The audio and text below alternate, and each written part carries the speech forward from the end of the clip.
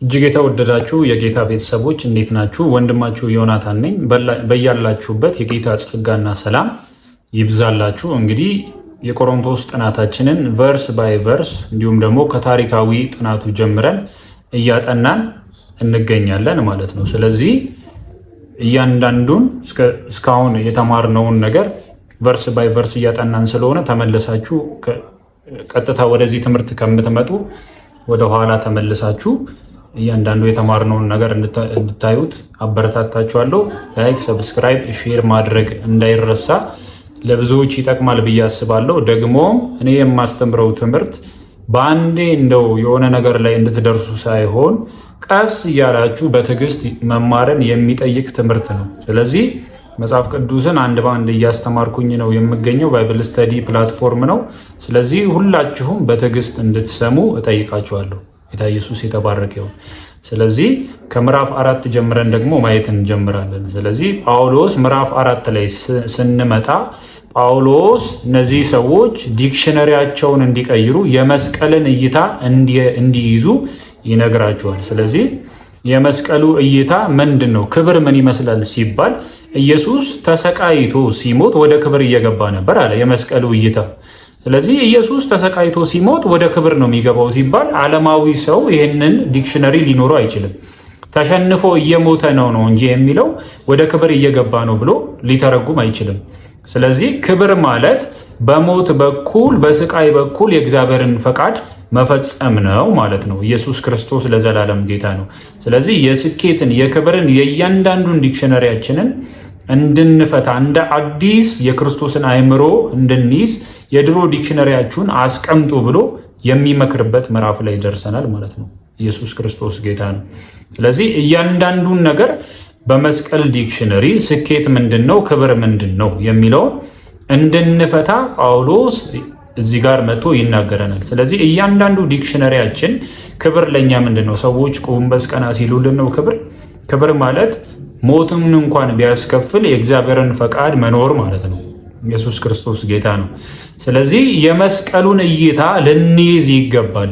ስለዚህ ኢየሱስ ክርስቶስ በስጋ ወራቱ ተሰቃይቶ ሲሞት በክብርና በግርማ የምስጋናን ዘውድ ተጭኖ ስንመለከተው በምን አይነት መንገድ ቢሄድ ነው ሲባል በስጋው ወራት ጌታ ኢየሱስ ክርስቶስ ድሎት አልነበረውም፣ ምንም አልደለውም። ነገር ግን የመስቀሉን ያንን ዲክሽነሪ ጌታ ኢየሱስ የክርስቶስ ልብ የራሱ ልብ ስላለው የሚፈታበት መንገድ ይለያል። ስለዚህ የመስቀሉን ዲክሽነሪ ይዘን እንድንኖር ጌታ እዚህ ጋር በጳውሎስ ሲያስተምር እናያለን ማለት ነው። ስለዚህ በእንደዚህ አይነት በስቃይ ውስጥ እንኳን ብናልፍ በመጨረሻ የሚሰጠን ነገር አለ ብሎ በዚህ ምዕራፍ ላይ ይናገራል። እጅግ የበዛ ዘላለማዊ የሆነ ክብርን ማግኘት እንችላለን ይላል ምዕራፍ 4 ቁጥር 17 ጀምረን ስንመለከት። ስለዚህ ለእኛ ስኬት ማለት ምን ማለት ነው? ክብር ማለት ምን ማለት ነው? የመስቀል እይታ ሊኖረን ይገባል ብሎ ይናገራል። ስለዚህ ሁለተኛ ቆሮንቶስ ምዕራፍ 4 ከ7 ጀምረን ስትመለከቱ ከ17 ጀምሮ ስትመለከቱ የማይታየውን እንጂ የሚታየውን ባንመለከት። ስለዚህ እይታችን ከሚታየው ነገር ላይ ተነስቶ የማይታየው ነገር ላይ ሲሆን የሚሆነውን ነገር ያያል። ክርስቲያኖች የማይታየውን የማየት አቅም አለን። አሁን እኔ እንደዚህ በቪዲዮ ታዩኛላችሁ፣ የማይታይ ሌላ ነገር ግን አለ። ስለዚህ ጳውሎስ ምን ይላቸዋል? የሚታየውን ሳይሆን የማይታየውን ብንመለከት። ስለዚህ የቆሮንቶስን ሰዎችን ከሚታይ ከፊዚካል ከሆነ ነገር አውጥቶ ስፒሪቹዋል ወደሆነው ነገር እየመራቸው እናገኛለን። ስለዚህ እኛም የማይታየውን ማየት እንችላለን። ጳውሎስ ሲናገር ምን አለ? የማይታየውን ብንመለከት ቀላል የሆነ የጊዜው መከራችን። ስለዚህ የጊዜያዊ የሆነ መከራ ይታያል። ስለዚህ ከሚታይ ጊዜያዊ መከራ እልፍ ብለን ሌላ እይታ እያየን ነው ወይ ብሎ እየተናገረ ይመጣል ማለት ነው። ስለዚህ የሚታየው መከራ ስሜታችንን ይጎዳል፣ ስጋችንን ይጎዳል። ነገር ግን የበዛን ዘላለማዊ ክብርን የሚያደርግልንን ያንን መከራ ማለፋችን ስለ ክርስቶስ እንደዚህ መሆናችን ምንድን ነው የሚያደርገን ሲባል በቃ የማይታየውን አይተን መጓዛችን ክብር ላይ እንደሚያደርሰን ጳውሎስ በምዕራፍ 4 ከቁጥር 17 ጀምሮ ይናገራል ማለት ነው። አያችሁ፣ የሚታየው የጊዜው ነው ይላቸዋል። ስለዚህ የሚታየው መከራ፣ የሚታየው ስቃይ ጊዜያዊ ነው። ስለዚህ በስጋ ላይ የሚደርስ በነፍስ ላይ የሚደርስ የስሜት ጉዳትን ደስ እያላችሁ ተቀበሉ እያለ መምከር ይጀምራል ማለት ነው። ስለዚህ የሚታየው ምንድን ነው ሲባል የስጋዊ ጉዳት የሚታይ ነው። የነፍስ የስሜት ጉዳት የሚታይ ነው። እሱ ምንድን ነው? የጊዜው ነው። የማይታየውን ደግሞ ማየት ትችላላችሁና የማይታየውን ዘላለማዊውን ክብር የበዛውን ክብር ማየት አለባችሁ ብሎ የሚመክርበት ምዕራፍ ላይ ደርሰናል ማለት ነው። ስለዚህ የማይታየው የዘላለም ነው፣ የሚታየው መከራ ጊዜያዊ ነው። ኢየሱስ ክርስቶስ ጌታ ነው።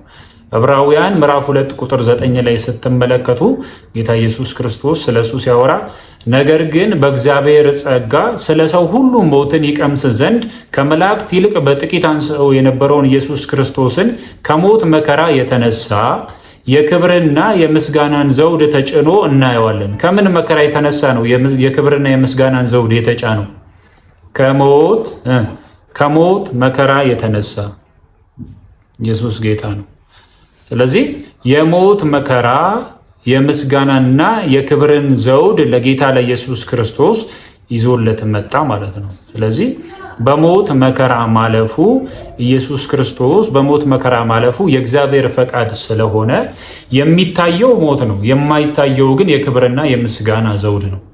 ስለዚህ ከዕብራውያን ምዕራፍ 1 ከ1 እስከ 2 ምዕራፍ 12 ከ1 እስከ 2 እንግዲህ እነዚህን የሚያህሉ ምስክሮች በዙሪያችን እንደ ደመና ካሉልን እኛ ደግሞ ሸክምን ቶሎም የሚከበንን ኃጢአትን አስወግደን የእምነታችን ጀማሪና ራስና ፈጻሚ የሆነውን ኢየሱስ ክርስቶስን ተመልክተን በፊታችን ያለውን ሩጫ በትዕግስት እንሩጥ። ስለዚህ የእምነታችን ራስና ፈጻሚ ምን አደረገ? ወደ እምነትን ወደ ፐርፌክት ደረጃ አሳደገው፣ አድርጎ አሳየን። ስለዚህ የእምነታችን ጀማሪና ፈጻሚን እያየን እየተመለከትን በፊታችን ያለውን ሩጫ በትዕግስት ልንሮጥ ያስፈልጋል። ስለዚህ እርሱ ነውርን ንቆ በፊቱ ላለው ደስታ በመስቀል ታግሶ እንደሚል ማለት ነው። ኢየሱስ ክርስቶስ ጌታ ነው። ስለዚህ ደስታችን የት ነው ያለው ሲባል ከፊት ነው ያለው። በማይታየው ነገር ውስጥ ደስታችን ተሰውሯል። ከሞት በኋላ ባለው ውስጥ ደስታችን ተሰውሯል። ስለዚህ ኢየሱስ ከፊቱ ላለው ደስታ መስቀልን እንደታገሰ እናያለን። ከታገሰ በኋላ በእግዚአብሔር አብ ቀኝ ዙፋን ፊት ተቀመጠ። ስለዚህ የመስቀልን ሞት ከታገሰ በኋላ በዙፋን ላይ ንጉሥ ሆኖ ተቀመጠ። ኢየሱስ ክርስቶስ ጌታ ነው። ስለዚህ የሚታየው ጊዜያዊ ነው እያለ ይመክራቸዋል። ኢየሱስ ጌታ ነው። ስለዚህ የእኛም አገልግሎታችንና ሕይወታችን መስቀልን ይመስላል የሚለውን ልናይ ይገባናል ማለት ነው። ስለዚህ ጳውሎስ በብዙ አይነት ጎዳና ውስጥ ቢያልፍም በድህነት የታጠረ ቢሆንም ፐርሲኪውሽን ስደት ቢበዛበትም በወንድሞች ፍርሃት እንደሚል በእንደዚህ አይነት መልኩ ቢያገለግልም ይህ ሁሉ እነዚህን የቆሮንቶስ ሰዎችን ለማገልገል እንደሆነ እናየዋለን ማለት ነው። ስለዚህ ጳውሎስ የተሰቀለውንና የተነሳውን ክርስቶስን ይወክላል ማለት ነው። ኢየሱስ በስጋ ወራት ልክ እንደዚህ ተሰቃይቶ እኛን እንዳከበረን ጳውሎስም ደግሞ የቆሮንቶስ ቤተክርስቲያን በመንፈስ ቅዱስ ስጦታዎች ሁሉ እንድትሞላ ይህን ያህል መከራ እንደከፈለላት እናያለን ማለት ነው። ስለዚህ ጳውሎስ ለሰዎች ከፍታ፣ ለቆሮንቶሳውያኖች ከፍታ ብሎ የራሱን ከፍታ የተወሰው ነው። ኢየሱስ ክርስቶስም እኛን ለማጽደቅ ሲል እስከ ሞት ድረስ ስለ ኃጢአታችን ዋጋ የከፈለ ነው። ስለዚህ በክርስቶስ የነበረ ያ አስተሳሰብ በጳውሎስም ነበረ ማለት ነው። ፊልጵስዩስ ምዕራፍ 2 ከቁጥር 4 እስከ 5 ስትመለከቱ ምዕራፍ 2 ላይ ከቁጥር 4 እስከ 5 ስትመለከቱ ምን ይላል? እያንዳንዱ ለገዛ ለራሱ የሆነውን ነገር አይመለከት ወይም ደግሞ አያስብ። ኢየሱስ ጌታ ነው። በክርስቶስ ኢየሱስ የነበረ ይህ ሐሳብ በእናንተ ይሁን ሲል እናያለን። ስለዚህ ለወንድሙ የሚጠቅመውን ማሰብ ነው። ስለዚህ ለራሳችን ብለን ሳይሆን ባልንጀራችን አድቫንቴጅ እንዲያገኝ ስለዚህ ያኛው አስተሳሰብ በእኛ ውስጥ ሊኖር ይገባል። ስለዚህ በክርስቶስ ኢየሱስ የነበረ አስተሳሰብ ማለት ወንድምህን እህትህን ለመጥቀም ምን ያክል ሳክሪፋይስ ታደርጋለህ፣ ራስህን እስከ መሰዋት ትሄዳለህ ወይ የሚል አስተሳሰብ በአይምሯችን ውስጥ ሊቀመጥ ያስፈልጋል ማለት ነው። ስለዚህ ኢየሱስ ክርስቶስ ራሱ ሞቶ እኛን ጠቅሞናል። ስለዚህ በክርስቶስ የነበረ አስተሳሰብ በእኛ ውስጥ ሊኖር ይገባል ማለት ነው። ራሳችንን የመጥቀም ሳይሆን፣ ራሳችን ላይ አድቫንቴጅ የመያዝ ሳይሆን ሰዎችን የመጥቀም አስተሳሰብ እንዲኖረን ያስፈልጋል። ጳውሎስ በዚህ ምዕራፍ 4 ከቁጥር 1 ጀምሮ ስታዩ ይህ የአዲስ ኪዳኑ አገልግሎት ምሕረት እንደተሰጠን መጠን ይላል፣ አንታክትም። ስለዚህ የአዲስ ኪዳን አገልግሎት በምሕረት የተጀመረ ነው። እንዳንታክትም ደግሞ የሚያደርገን እግዚአብሔር ራሱ ምሕረት አድርጎልን የጀመርነው ስለሆነ ነው። ስለዚህ ጳውሎስ ምን አለ? ስለዚህ ምሕረት እንደተሰጠን ምክንያት ይህ አገልግሎት አለን፣ ስለዚህም አንታክትም። ስለዚህ ወደ አገልግሎት ዘወር ይልና ደግሞ በምሕረት የተጀመረ አገልግሎት ነው የተሰጠን። ስለዚህ እግዚአብሔር ይቅር አለንና እግዚአብሔር ኃጢአታችንን በክርስቶስ ኢየሱስ አስወገደውና ከዛ በኋላ ኢየሱስ ምሕረትን ከሰጠን በኋላ ነው አገልግሎትን የሰጠን። ስለዚህ ልንታክት አንችልም፣ ሊደክመን አይችልም ያለበት ምክንያት ምንድን ነው? ኃጢአቴ ተሰርዮልኝ ነው አገልግሎትን የጀመርኩት ሲል እናየዋለን ማለት ነው። ጌታ ኢየሱስ የተባረከ ይሁን። ስለዚህ የአዲስ ኪዳን አገልግሎት በሙሴ ፊት ላይ ተገልጦ የነበረውን አይነት ክብር አይደለም።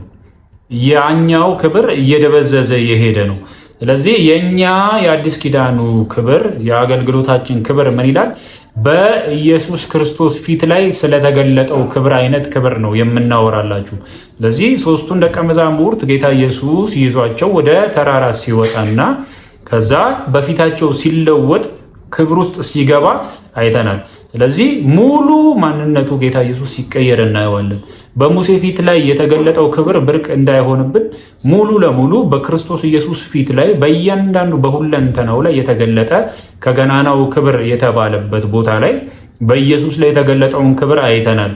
ስለዚህ የብሉይ ኪዳን ክብርና የአዲስ ኪዳን ክብር ይለያያል ብሎ ሲያስቀምጥ እናያለን። ስለዚህ በክርስቶስ ፊት ይላል፣ በክርስቶስ ፊት የተገለጠውን የክብሩን እውቀት እናውቅ ዘንድ። ስለዚህ በሙሴ ፊት ላይ የተገለጠውን ክብር ሳይሆን የምንሰብክላችሁ በክርስቶስ ፊት የተገለጠውን ክብር። ስለዚህ ይህ የወንጌል ብርሃን በእኛ በልብ ውስጥ በጨለማ ላይ ብርሃን ይብራ እንዳለ በዘፍጥረት ላይ በእኛም ልብ ውስጥ ደግሞ ይህን ወንጌል ብርሃን እንዲሰጥ አድርጎታል ብሎ ሲናገር እናየዋለን ማለት ነው። ስለዚህ በዚህ በጨለማው ልባችን ላይ የበራው የወንጌል ብርሃን ነው እያለ ይናገራቸዋል። ስለዚህ በክርስቶስ ኢየሱስ ፊት ላይ የተገለጠውን ክብር እንደ እውቀት አድርጎ በጨለማው ልባችን ላይ በእኛ ውስጥ አብርቶታል። እግዚአብሔር ራሱ በጨለማ ብርሃን ይብራ ብሎ ማለት ነው። ኢየሱስ ክርስቶስ ጌታ ነው። ስለዚህ በጨለመ ልባችን ላይ የበራልን ወንጌል ነው። ስለዚህ ወንጌል ማለት የሙሴ ክብር አይደለም። ወንጌል ማለት በክርስቶስ ኢየሱስ ላይ ያለው ክብር፣ በእሱ ላይ የተገለጠው ክብር፣ በክርስቶስ ኢየሱስ ፊት ላይ ያለው ክብር፣ በክርስቶስ በልጁ ላይ ያለው ክብር ሲበራልን ማለት ነው። ኢየሱስ ክርስቶስ ጌታ ነው። ስለዚህ ወደዚህ ክብር እያንዳንዳችን እንደተጠራን ይናገራል ማለት ነው። ስለዚህ እንደዚህ አይነት የሆነ አገልግሎት ካለን የሚያታክተን ነገር የለም፣ የሚያሸንፈን ነገር የለም ብሎ ይናገራል። ለዚህ ነው ምዕራፍ 4 ከ8 ጀምራችሁ ስትመለከቱ በሁሉ እንገፋለን፣ አንጨነቅም፣ እናመነታለን፣ ተስፋ አንቆርጥም፣ እንሰደዳለን፣ እንወድቃለን፣ ነገር ግን አንጠፋም። ስለዚህ እንደዚህ አይነት ህይወት እየኖርን የምናገለግለው ምክንያት አለን። ስለዚህ በዚህ ዘመን ላይ እየተሰቃየ ያለ ይህ ስጋችን አንድ ቀን ግን እንከብራለን፣ የክርስቶስ አይነት ስጋን እንቀበላለን ብሎ ማስተማረን ሲጀምር እናያለን። ስለዚህ ጳውሎስ ወደ ምዕራፍ 5ም ስንሄድ እነዚህ ሰዎች ደቃቃ የሆነ ሰውነት ያለው ቀጫጫ የሆነ ሰው እያሉ እንደሚያሙኝ አይነት ሰው አይደለሁኝም፣ እኔ አዲስ ፍጥረት ነኝ። ምዕራፍ 5 ቁጥር 12 ላይ ምን ይላቸዋል? በመልክ እንጂ በልብ አትመኩም አይደለ ብሎ ሲናገራቸው እናያለን። ስለዚህ በውስጥ ሰውነቴ አዲስ ፍጥረት የሆንኩ ሰው ነኝ። ስለዚህ እኔ አዲስ ፍጥረት ነኝ እንጂ በውጫዊ ማንነት እንዳትለኩኝ ብሎ ሲነግራቸው እናያለን ማለት ነው። ስለዚህ ሌላ ደግሞ የሚታማበት ምክንያት አለ። ምንድነው የሚታማበት ምክንያት? ጳውሎስ በቃ በስጋ ስታዩት ምን አይነት ሰው እንደሆነ እንግዲህ ታውቁታላችሁ። እንደዚህ አይነት ሰው ሐዋርያ እንዴት ሊሆን ይችላል? ድቅቅ ያለ ሰው፣ መናገር የማይችል ሰው ምናምን ብለው ያሙት ነበረ። ስለዚህ ጳውሎስ ምን አላቸው? ክርስቶስን እንኳን እኔን አይደለም ክርስቶስን እንኳን በስጋ እንደሆነ ያወቅ ነው ብንሆን እንኳን ከእንግዲህ ወዲህ በስጋ አማካኝነት አናውቀው። ስለዚህ ማንም በክርስቶስ ቢሆን አዲስ ፍጥረት ነው ብሎ የጻፈላቸው በዚህ ምክንያት ነው ማለት ነው። ስለዚህ ጳውሎስ ይሄ እንደ እብድ የሚያደርገው ሰውዬ ጤነኛ እንኳን አይመስለንም ተብሎ የሚታማ የነበረ ሰውዬ መልስ ሲሰጣቸው ምን ብሎ ይናገራል? እብድ ብሆን ለክርስቶስ ነው አለ። ለእናንተ ለጥቅማችሁ በአእምሮ የሚመች ነገር ላወራ እችላለሁ እንጂ እብድ ብሆን ለክርስቶስ ነው ብሎ ሲናገር እናየዋለን ምዕራፍ 5 ላይ። ስለዚህ እንደ እብድ ነው የሚያደርገው ብሎ ሲያሙት ስለነበረ እንደ እብድ ቢያደርገኝ ለጌታዬ ነው እንጂ ለሌላ አይደለም። ስለዚህ እኔ ጳውሎስ የማስታረቅን አገልግሎት እንካ እግዚአብሔርና ሰውን አስታርቅ ተብሎ አገልግሎቱ የተሰጠኝ ሰው፣ ስለዚህ አምባሳደር የተደረግኩ ሰው ስለሆንኩኝ እንደ እብድ መናገሬን አላቆምም፣ እቀጥላለሁ ብሎ ምዕራፍ 5 ላይ ስለ ወንጌሉና ስለ ራሱ ይናገራል። ስለዚህ እግዚአብሔር በእኔ እየማለደ በክርስቶስ ያለውን ነገር ሰዎች እንዲወርሱ እያደረገ ስለሆነ የወንጌል አምባሳደር ስለተደረግኩኝ አላቆምም ብሎ ሲናገር እናያለን። ስለዚህ እብድ ተብለን ስንታማበት በነበረው ወንጌል ሰዎች እየዳኑ ስለሆነ እኔ መናገሬን ምን እላለሁ? እቀጥላለሁ። ከእግዚአብሔር ጋር ታረቁ ብዬ መናገሬን ምን እላለሁ? እቀጥላለሁ ብሎ ሲናገር እናያለን።